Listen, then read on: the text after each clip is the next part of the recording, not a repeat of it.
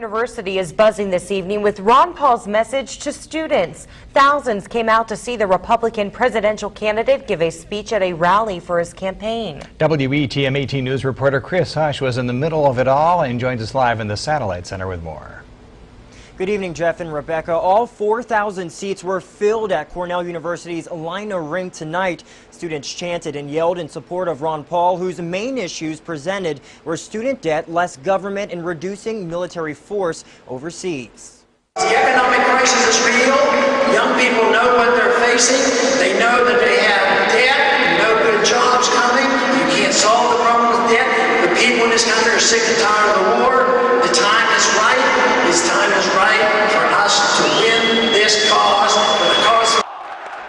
In his speech, Ron Paul focused on economic troubles that he says started because of the government having too much power. He says the only way students will get out of debt is for there to be good jobs available when they graduate. Ron Paul says he is happy with tonight's turnout, and students say they support Ron Paul for a number of reasons.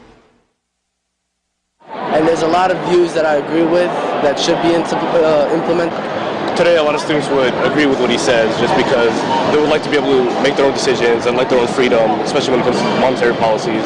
We must continue and never give up, because giving up will not be a good message for America or for America. Ron Paul is currently lagging in the polls leading up to the New York primary, which is next Tuesday. However, Ron Paul says he is optimistic, but this is what he had to say when asked if he would support the other Republican presidential candidates. The big problem is the people who support me are going to want to know how I could support somebody that disagrees with me on just about all the issues.